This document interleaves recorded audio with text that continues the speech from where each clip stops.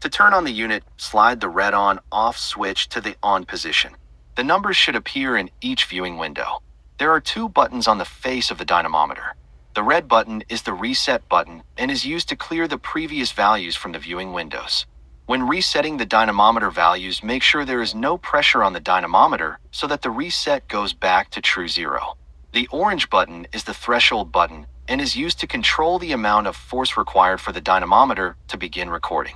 It is recommended to keep the threshold setting on high for nearly all uses. The high setting is determined by an H in the right-sided viewing window.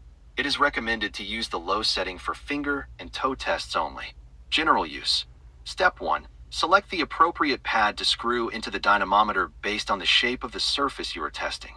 Step 2. Turn the device on and prepare for test by either attaching the unit to the white attachment on the dynamometer belt or putting your hand through the elastic strap directly on the dynamometer. Step 3. Instruct patient to contract forcefully into dynamometer and record the value after the contraction. When using the dynamometer belt, be sure to hold the dynamometer in place so it doesn't slide or twist, but do not press into the dynamometer while securing it. The dynamometer will display the peak force value in the left viewing window and the duration of the contraction in the right viewing window.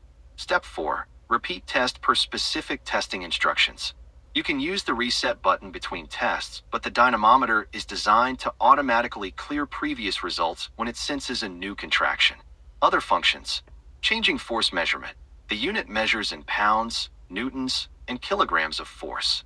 We use pounds, but if the unit gets changed, you can reset it to pounds. To do so, hold the threshold button for 5 seconds, and in the left viewing window, there will be a hash mark next to the unit that is currently assigned to the dynamometer. Press the threshold button to toggle between units.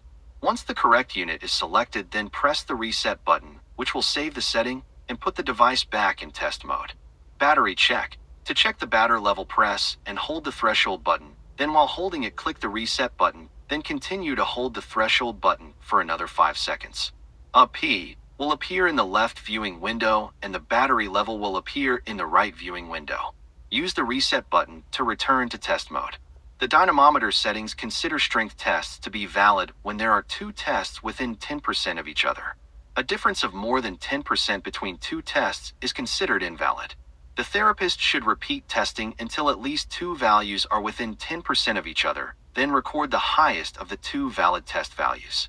Charging. To charge the unit, plug the charging cord into the power connector located on top of the unit near the screw-in piece for attachment pads. The unit powers itself down after 3 minutes of no use, so the battery lasts a very long time and should not need to be charged often.